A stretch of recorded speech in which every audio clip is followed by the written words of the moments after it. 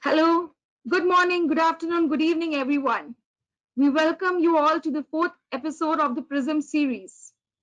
I would like to thank all the attendees for sparing time and being here. Certain ground rules to the attendees. This platform is on listen only mode, and on the right hand side of the control panel, we have a question section. You can type in and keep sending us your question. We will try and answer maximum post the session is over. Thank you for being here. Let me go ahead and introduce you to our guest of the evening. We have with us Chad Smith, partner at Demand Driven Institute, an author and master instructor, a demand-driven thought leader. His specialties include DDMRP, supply chain synchronization, strategic problem and solution definition, adaptive systematic thinking processes. We are happy to have you, Chad. We also have with us Dr. Rakesh Singh, Chairman, Institute of Supply Chain Management, an author, trainer, and consultant in the domain of supply chain logistics. An expertise in the domain of demand planning and forecasting, he has taught in best of the B schools in India, Singapore, Dubai, and Europe.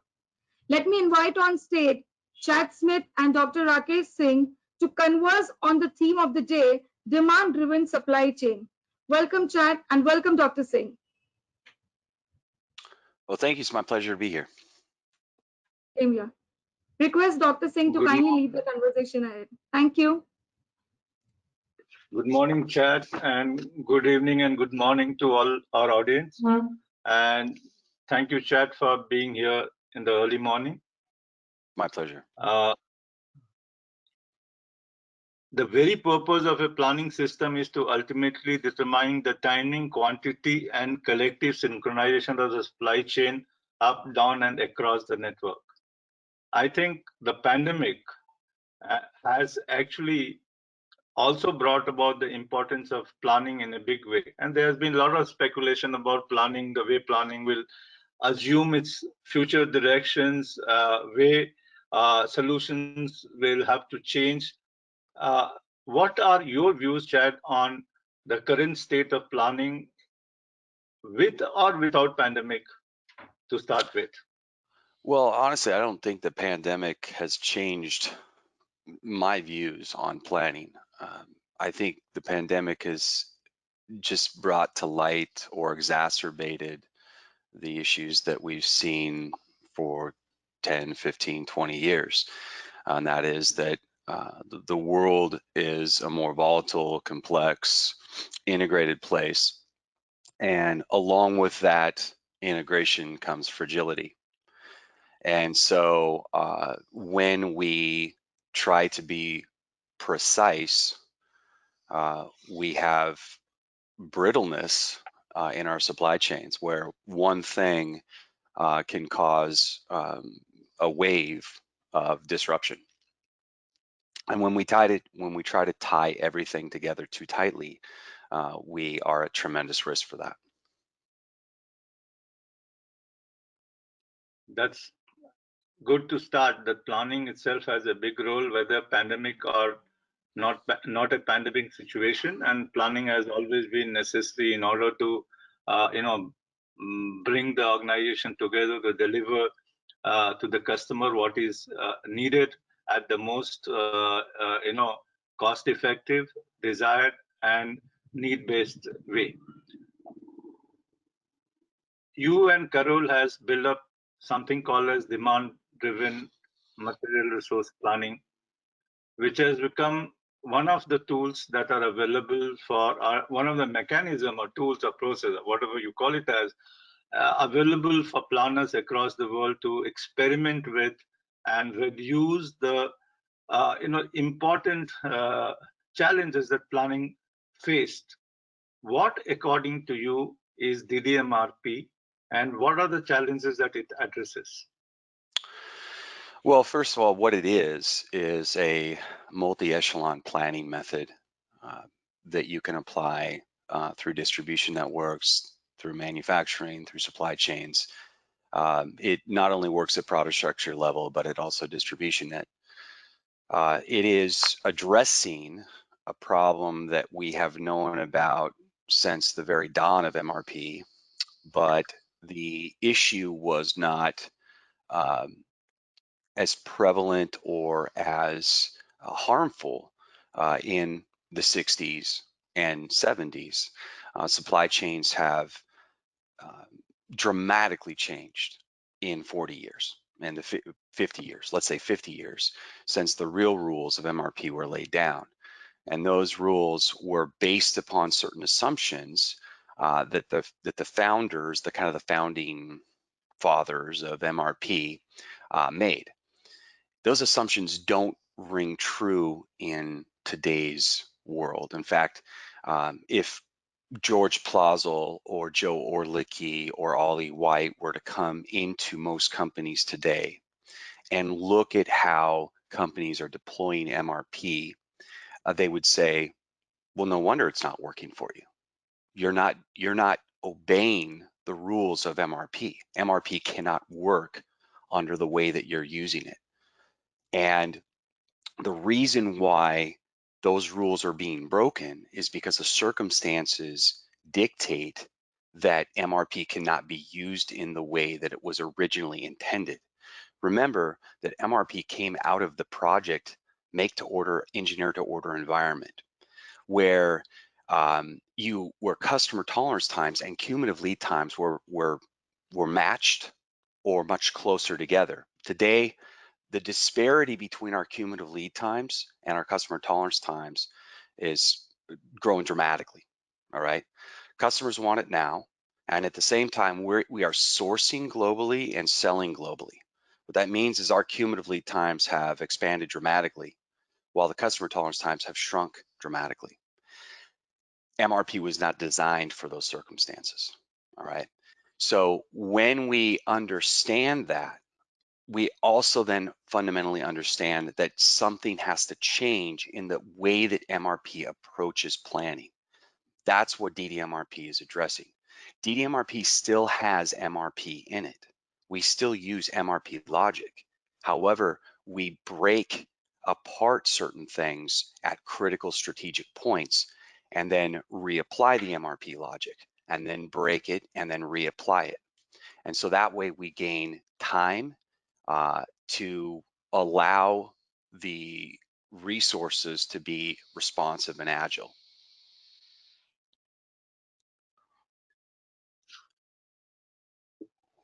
In fact, there's been a lot of debate about linear evaluations of the DMRP, and there's been, as you rightly says, there's been more of a a la carte criticisms of MRP. But before going into that particular part of understanding, what are the key pillars of DDMRP that differentiate itself from the MRP? Well, there's four key points of innovation that are going to change the way that a DDMRP approaches planning rather than MRP.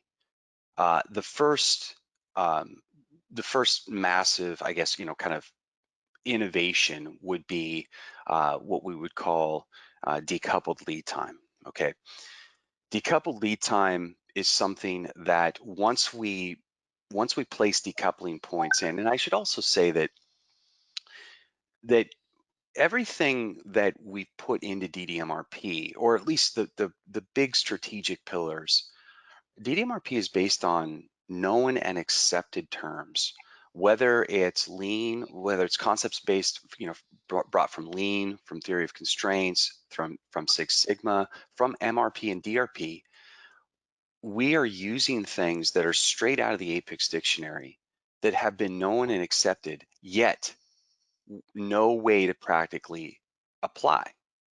So when we place strategic decoupling points, something that MRP was never designed to do, when we place those points into product structures or distribution nets, it changes the lead time equations. And one of those aspects is decoupled lead time, where we still use a bill of material explosion, but we stop that explosion at critical and strategic points, only to restart it through an independent application of what we call our net flow equation, and that's another innovation that hasn't been around yet.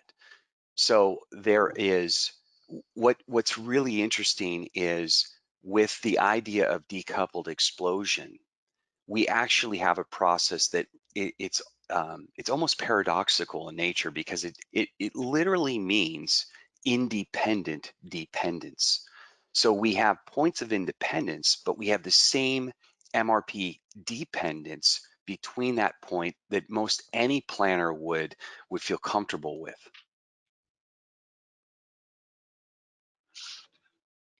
This concept of decoupling lead time and decoupling points have been, largely misunderstood and not understood.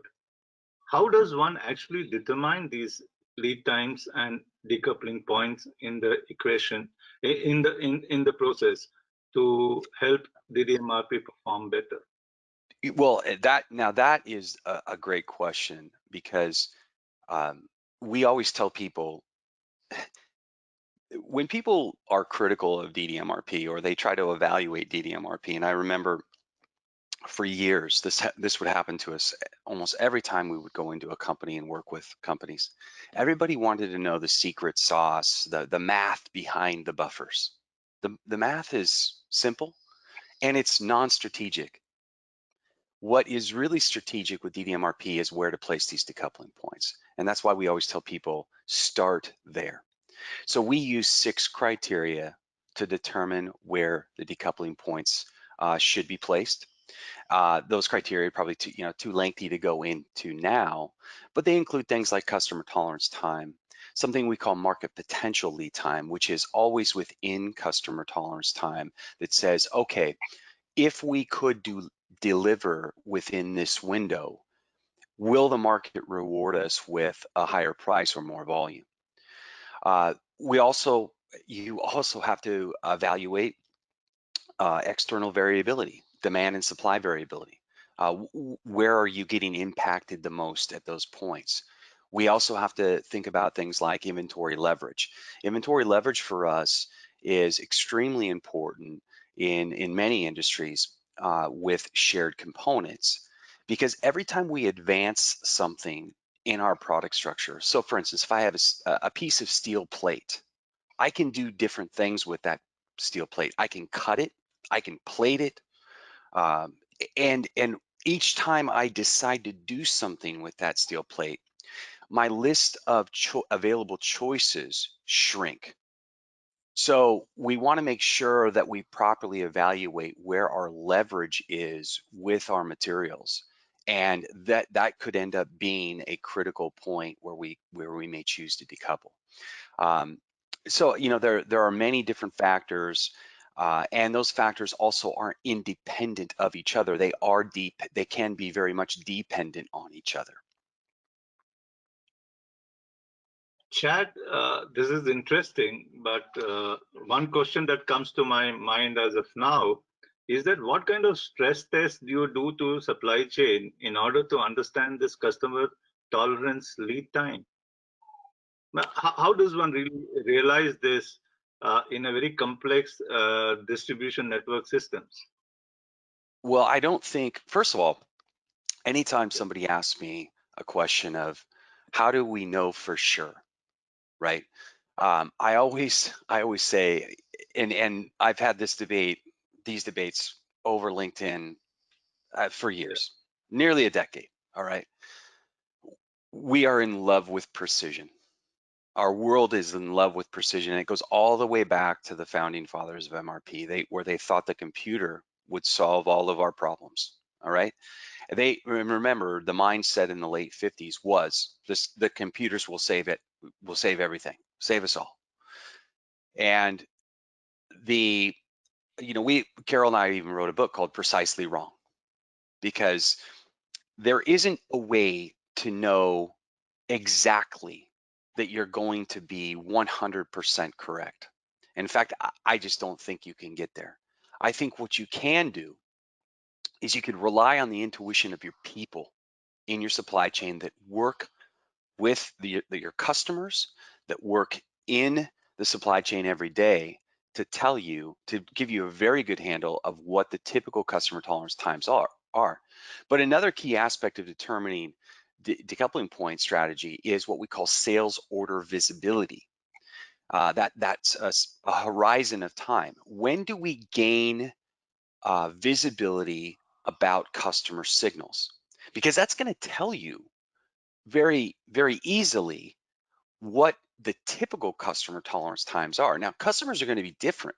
Sometimes we'll have some customers that give us sales orders 7 days in advance, and then we'll have other customers that give us sales orders 3 days in advance. And some customers, they'll say, hey, this is a really big order. I'm going to give you 30 days notice. All right. And they'll tell you, this is when we want it. All right. So I think you take that composite picture and then you start asking yourselves, okay, what would we deem our customer tolerance time? What is the minimum time that we need to be able to offer to stay competitive? Then what are times within that time where we can gain an advantage? And then you ask yourself, based upon those time horizons, where should we place our decoupling points? And by the way, the decoupling points, even if you're within the market potential lead time, that doesn't mean you have to give anything away or spoil the market. All right, maybe you reserve even shorter lead times for rare opportunities, but you need to always have an awareness of what these time horizons are. Today, most plant managers, they don't want to talk about anything within customer tolerance time because they're just busy trying to survive getting out orders in time. Now, we're not having good enough conversations cross-functionally about the strategy of delivery and response. That takes me to a relevant question again, and which essentially gets me to the net flow equations. Because as you say, sales order visibility and the average daily use, which has been used, and now net flow equation, as you say, what has been the basis for understanding this? I know you have already defined half of it through the decoupling lead times and sales order variability. But how do you see this as a very key strategic input in terms of replenishment and planning? Are you're asking about the concept of average daily usage as a strategic aspect? Well, I mean, Yeah. average daily usage is simply a rate. What is the rate that we're pacing the system to? And if anybody is into lean, right? I mean, lean is a widely popular discipline, hasn't been properly applied throughout the world. It's been mislabeled, right? But the basis of any lean operations is pacing, right? Now, it's how we determine the pace is we use a term called average daily usage. And average daily usage can be derived historically, it can be based on a forecast, or it can be blended, a blend of historical and forecasted rate. Now, what's unique about DDMRP is instead of determining that rate and then directly feeding that rate to supply order generation, we decouple the rate determination from actual supply order generation. Instead, what we do is we use the rate to determine the buffer size, and the buffer alone determines supply order generation. So that way, by the way, if we get the rate wrong, we don't have a whole bunch of supply orders that are wrong. Just like when we get the forecast wrong, we've got a bunch of supply orders wrong. So we still use things like rate determination to enable the supply chain, but instead of tying forecast or rate directly to supply order generation, we tie it to capability and then let the market determine how we use the capability. In fact, that has been a very widely debated, and I've seen your debates on the LinkedIn. You have been a part of it. Sometimes we also have chatted on that. If you look at the whole concept of demand and the thought of demand, which was a very critical element of understanding in terms of DDMRP versus other approaches. What are your take on this demand sensing, demand signal, and obviously your the basis for your decoupling lead time? So, what are the elements that needs to go into? Because if you see sales order visibility, there are some people who say these are just borrowed hypotheses from the debate that has happened, that this total variability which are based on demand plan, which are from IBP and SNOP, versus the variability that comes from sales order, which DDMRP approach has been following. The variability on the other side, at least in the FMCG sector, I don't know what article I'm mentioning to you, is much lower than the sales order visibility. What are your take on that? Because that's one confusion that arises there in terms of using average daily use or sales order visibility as an input into the process of demand planning and streamlining everything. Because people do say that DDMRP sits on a very, very beautiful and very useful larger model, but this is where the gap is. So you already answered half of it, but I just wanted to go a little further to it. I'm gonna try to get to everything in there, if I can remember. The debate has been so wide that we need to get that particular strategic framework into the debate. Yeah. First of all, I'm gonna say this is that the way that conventional SNOP, the way that our conventional schema is set up with SNOP to MPS to MRP, it's broken. Okay, and the reason why it's broken is because anybody in SNOP will tell you effective SNOP is about developing ranges of possibilities, right? Is that fair? Yes, Now, here's the problem. We develop these ranges and we give it to our mass production schedule. And what does our mass production schedule have to do? It has to distill those ranges down to a single number. Why? Because MRP can't accept a range. MRP has to have a single number, all right? And what's the probability that that single number is going to be wrong? 100%. It will be wrong all the time, all right? Even if the number is within the range, all right, the number is still going to be wrong. And as we realize how wrong it's going to be, we have to shift and adjust, all right? And that costs us massive amounts of problems. We know it. That's what we've been living with for decades, all right? Or at least 2 decades when SNOP has really come to bear. SNOP is not the problem. The problem is the disconnect from SNOP to operational reality. And everyone in operations knows it. And we are trying to continually fix this thing, and we can't fix it because fundamentally, as long as MRP can't accept a range, we can't do anything. So this is where I bring in DDMRP.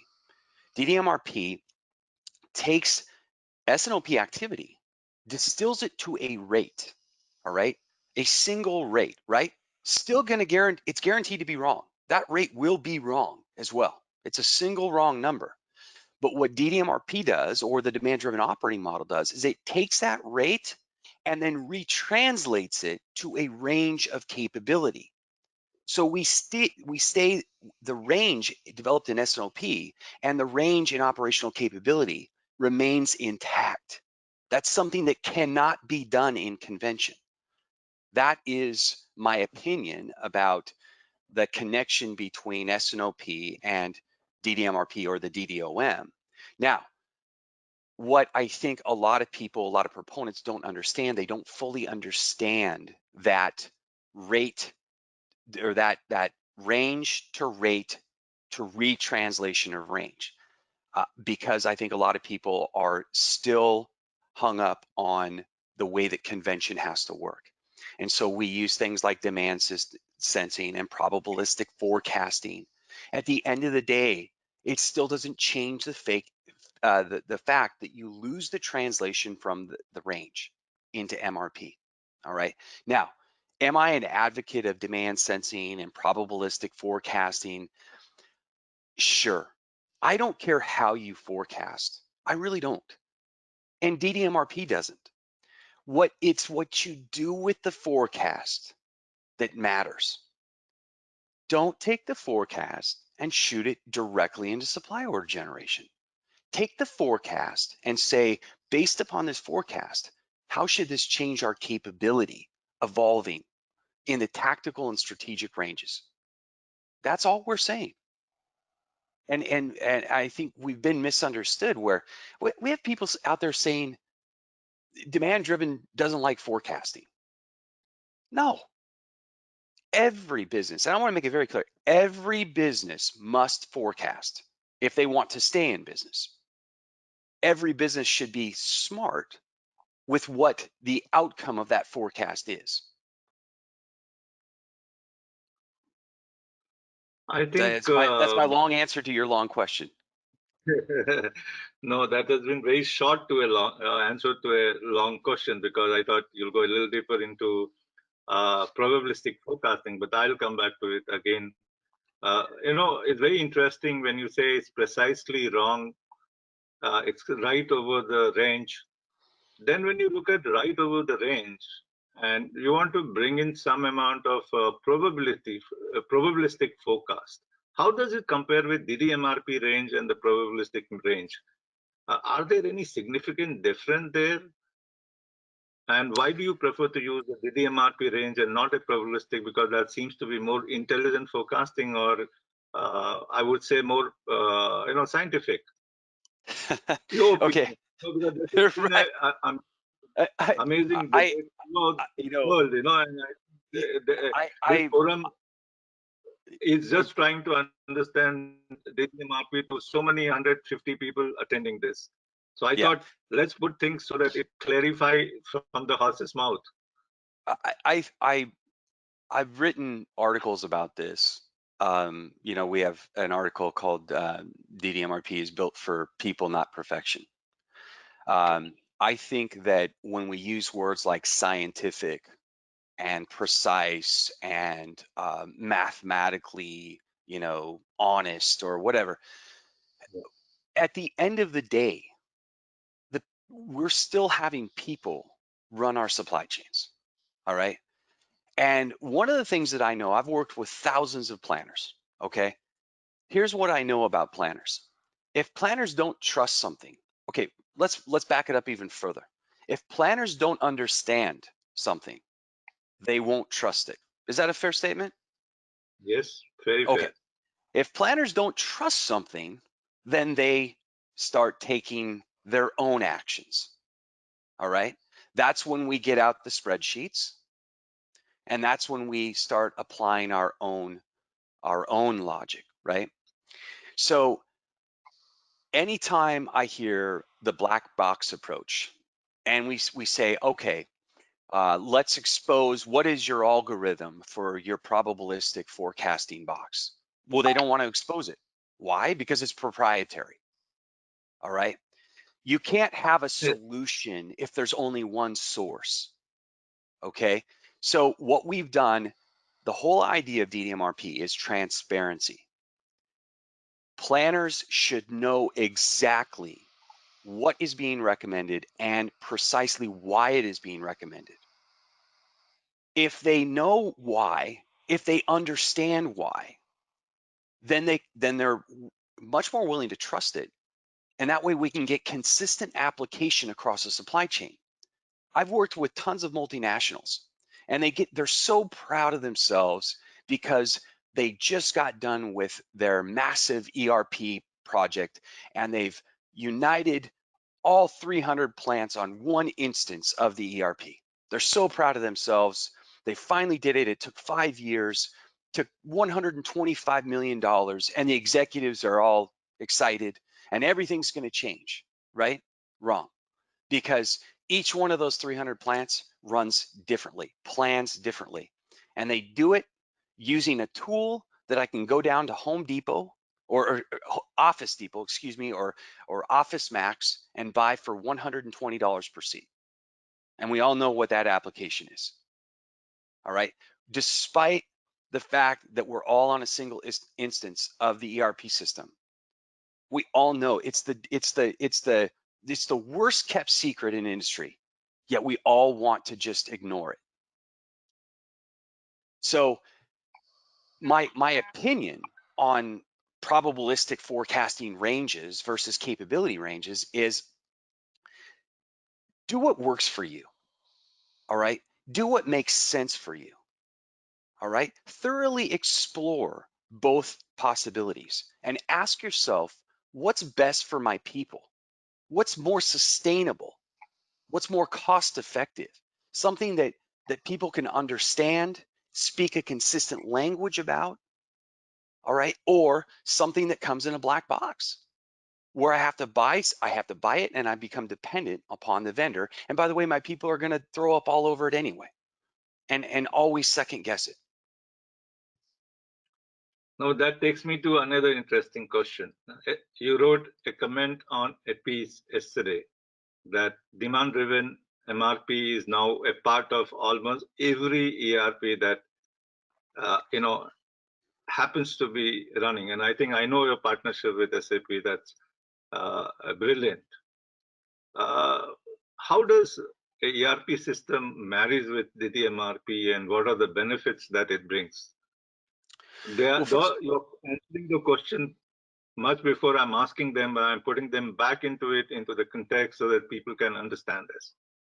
Yeah, first of all, we don't have a partnership with SAP. We have worked with SAP to get them to a point where they're compliant. We work with any ERP system or company that wants to come to us and say, we would like our application to be compliant. We don't charge them anything for the compliance process. Our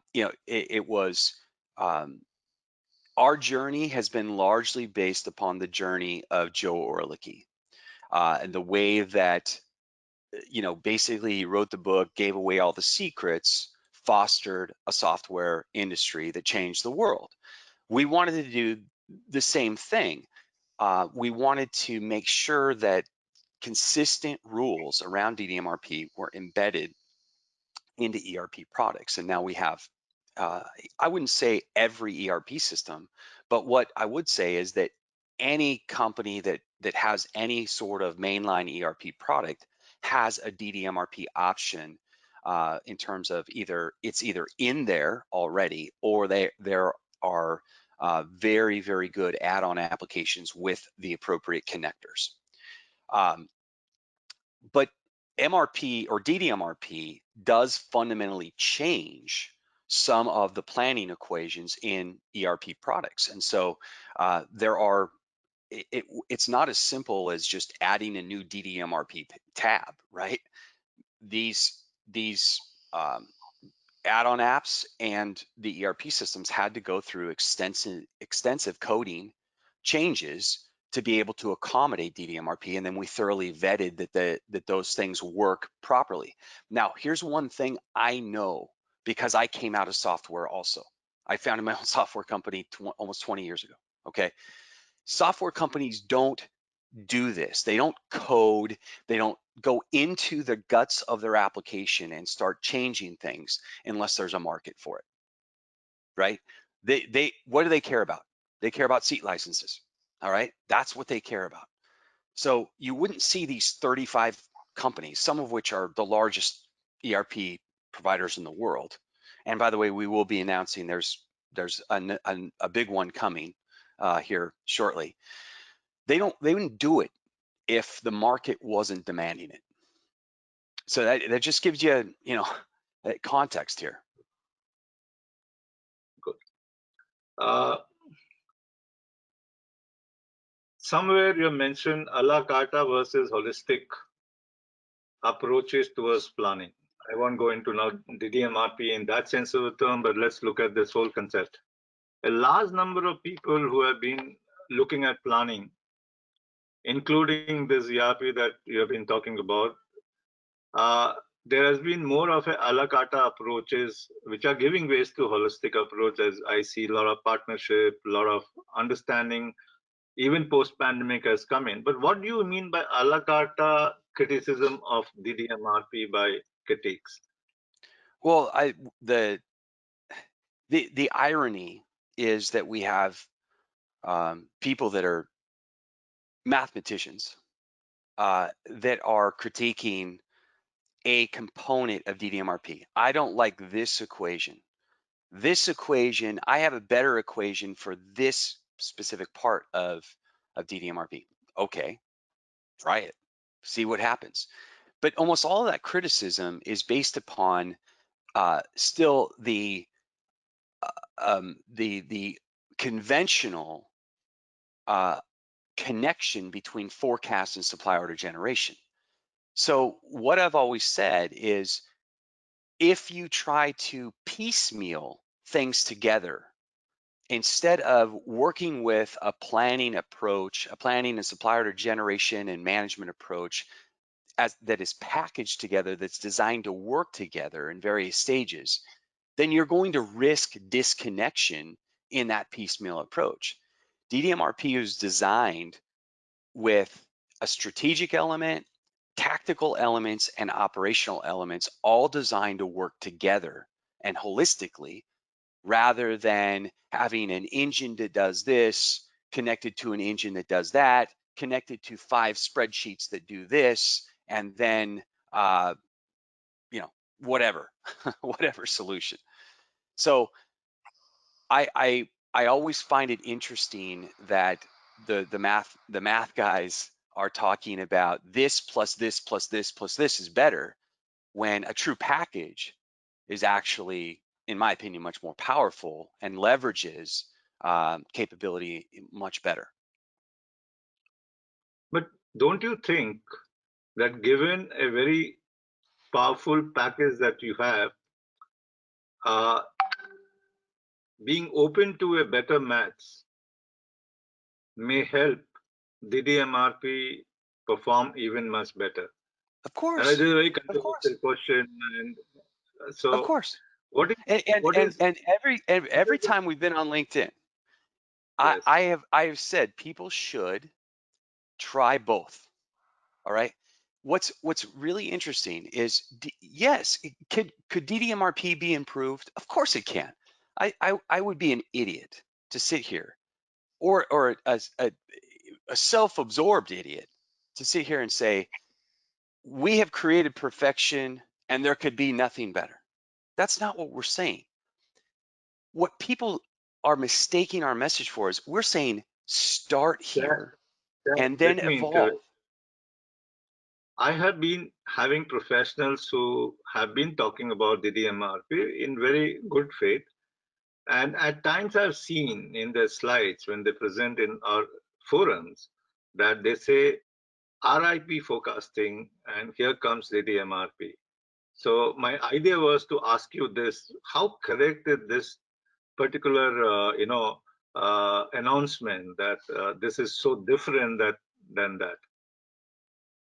I'm sorry, what was the announcement? Or No, whenever we have looked at DDMRP guys in India who have some significant and great work, I'm not saying the work is not good, but in the conclusive framework, they used to be talking about RIP forecasting and SNOP and IBP.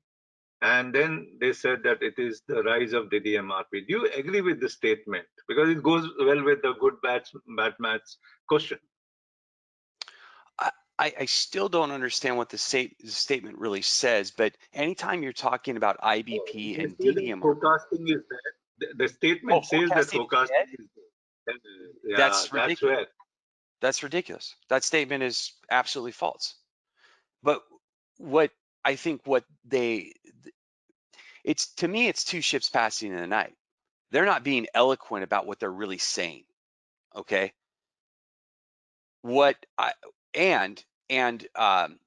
say it's two ships passing in the night is because one side is talking about a time range, and a different time range than the other side. What they're trying to say, I believe, is that forecasting in supply order generation is dead. Forecasting is not dead. Forecasting is as powerful as ever, but it should be applied in the tactical and strategic horizons. That's what our position is, and it always has been. All right, number one. Number two is that's where the real opportunity is for all of these great forecasting advancements, is to apply this in the tactical adaptive loop, what we call the tactical adaptive loop, where we're tying this forecasting, these better forecasting methods into the evolution of capability, rather than worrying about tying it to specific order numbers. Who cares about that? What we really want to do is we want to be thinking about where the market's going and tying that to where our capability is going. That's the true power of forecasting. And for whatever reason, I can't get that across to people because they always want to bring it back to the order generation level. All right, let me go to the last question of the discussion. What role do you think DDMRP can play in the larger demand-driven adaptive enterprise planning model? And I think you have been a great advocate of this transition and this particular process. Well, DDMRP is the supply. DDMRP is simply the supply order generation and management engine of a demand-driven Right. operating model. The demand-driven operating model is the operational component of what we call our demand-driven adaptive enterprise. All right. Now we have an operational component, we have a tactical component, and we have a strategic component. All right. Those three components in that enterprise model. What's really important, I think, for people to understand also when they're talking about S&OP, and I know we got into a big debate online about S&OP, and we had one person saying S&OP shouldn't be top down, it should be bottom up. And okay, but in reality, it should be neither top down nor bottom up. It should be both all the time. In other words, it should be a bidirectional and iterative process. But unfortunately, the way that the conventional schema works, it can't be. It doesn't work that way. It's too difficult to make happen. So we have an operational component, a tactical component that serves as what we call our bidirectional tactical hub. It's called demand-driven S&OP. And then that hooks to our strategic S&OP process that we call adaptive S&OP. And it's an S&OP process that most people would be familiar with just a few added layers to account for the demand-driven side of things. I think, Chad, it has been very interesting to interact with you, but while I was going through, I'm seeing a lot of APS and a lot of new generation players talking about intelligent forecasting and intelligent models. What is your view on the connected planning space? Because Well, I think you're... Yeah, my view is our love affair with precision continues. That's number one. All right. My view also is the pandemic has people have quieted down a little bit since the pandemic because that you see something that wasn't predictable, or that it could have been predictable but not in a time that you could respond. We also have a compounding issue in industry that I think creates creates a very big obstacle to intelligent forecasting or even implementing demand driven, and that is the love affair with cost. And the love affair with cost is a huge problem because it flies in the face, it disconnects our capability to the market reality. We want to build efficient batches. We want to build to lowest unit cost. Well, what is unit cost? When you operate a supply chain to unit cost, what does it require? It requires consistent and predictable volume, right? It requires the volume that you predicted to achieve the cost metric to come true. Entire industries are being wrecked right now. The pandemic wrecked a couple of them. I can't say names right now, but I know there are some household companies that here in the United States that will not be around next year because they built they got their supply chains moving with huge volumes. The pandemic hit, and then it's a train wreck. You can't stop the volume. It just pushes up, and now they have inventory that they'll never get rid of. All right.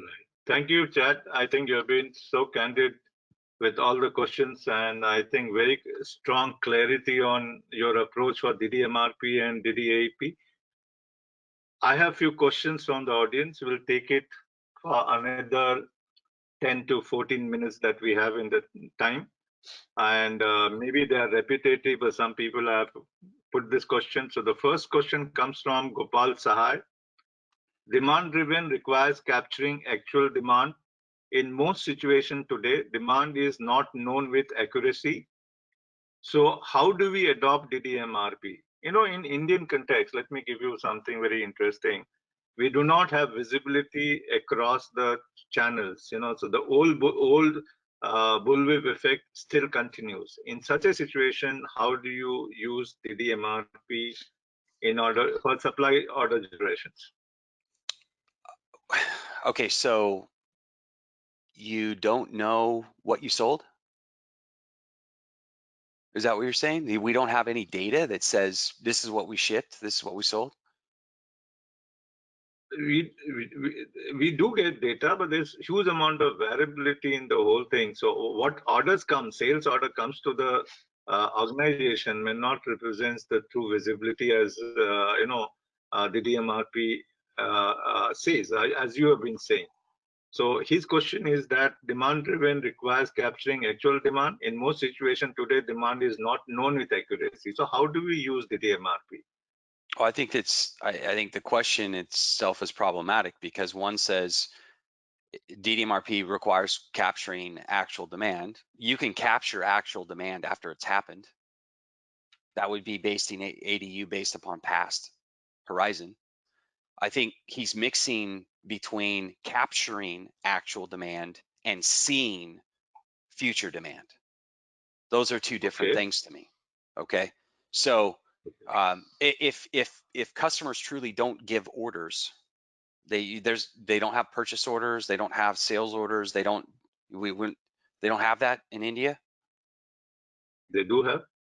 Okay, all right. So I think we have all the necessary components that we need. And by the way, in a situation like this, in an environment like this, my question is, how the heck do you forecast accurately? You can't.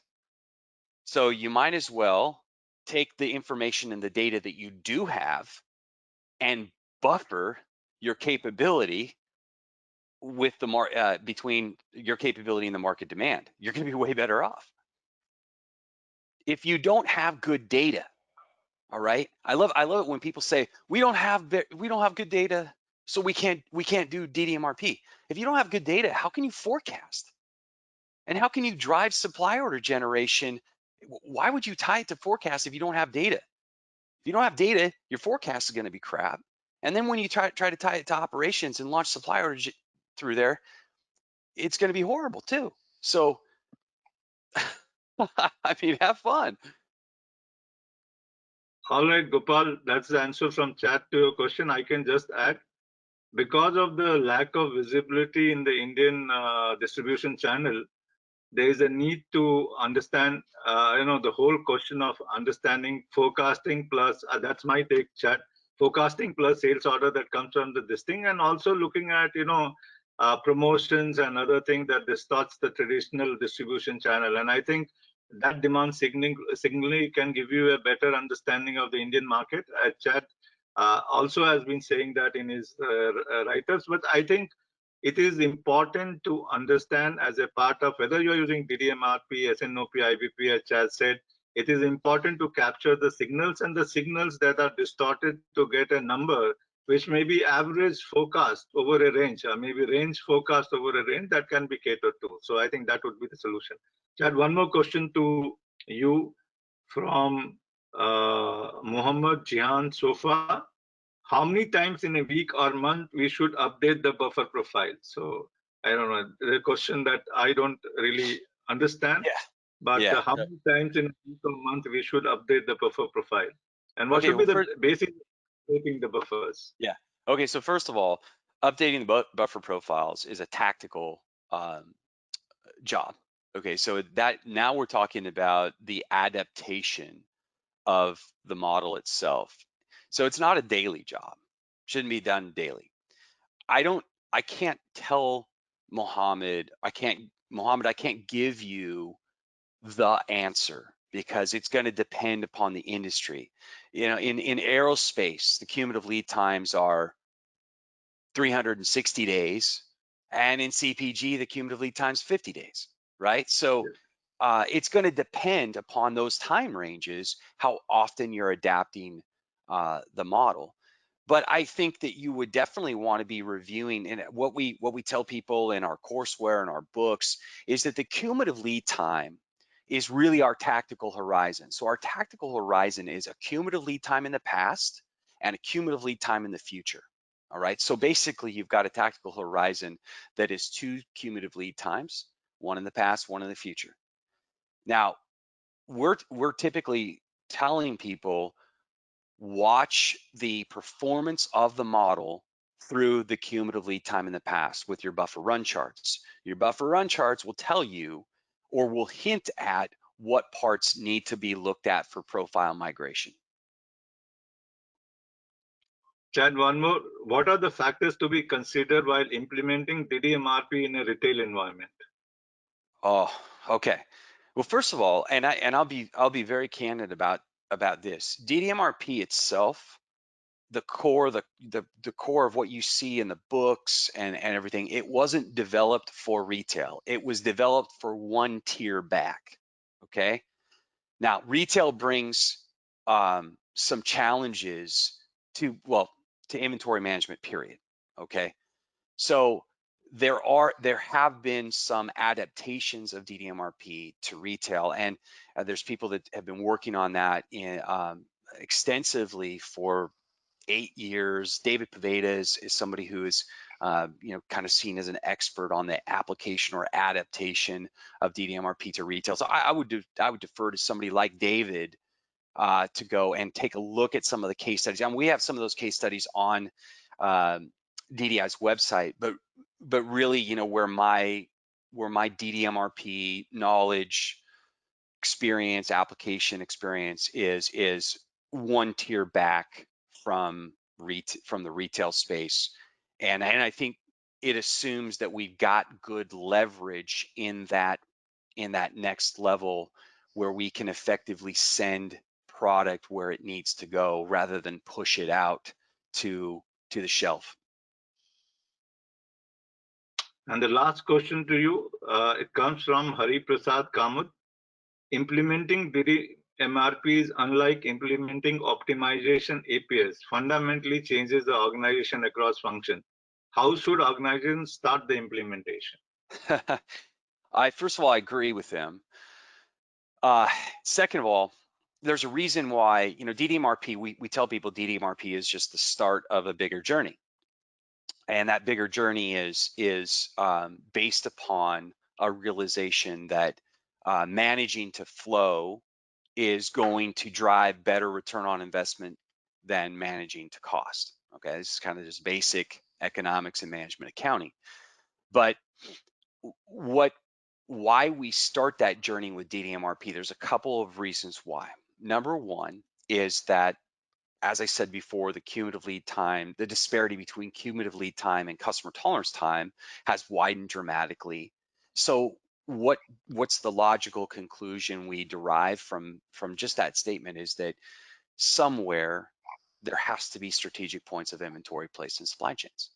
And then then once we come to grips with that, then we have to conclude, well, then it's all about the management of those strategic stock positions that's going to determine our ability to derive return from those positions, right?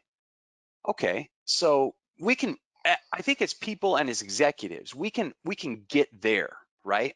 Then it's just a matter of, okay, how do we manage those strategic stock positions? And I'll say you right now, MRP was never designed to manage stock, okay? Let's just put it that way. But bring in DDMRP.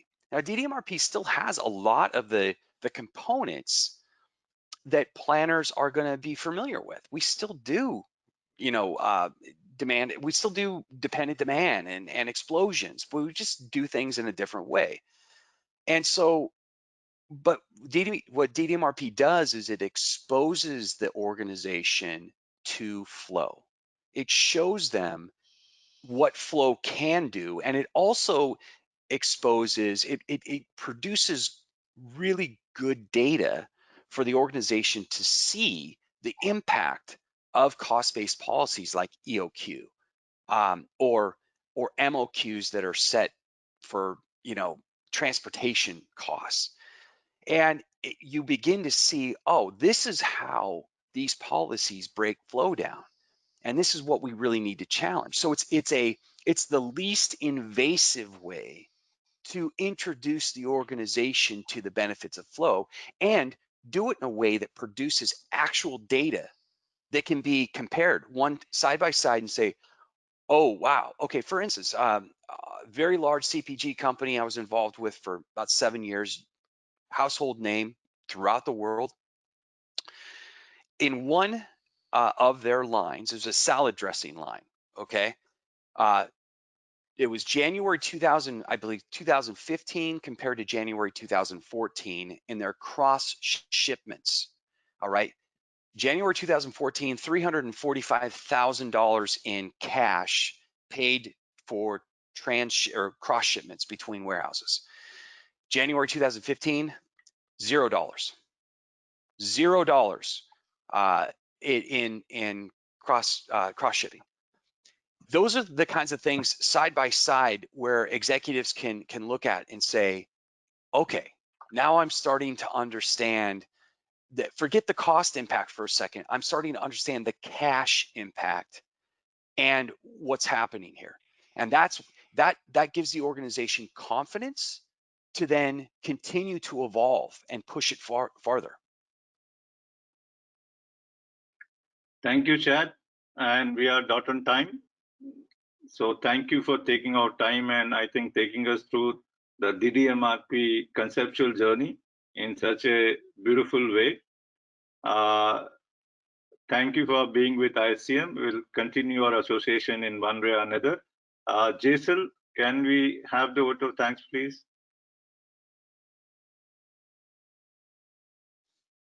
Thank you, Dr. Singh. Thank you, Chad. Thank you for sparing time early morning and being with us. I think wonderful insights and a good takeaway for all our attendees here. Thank you very much, Chad.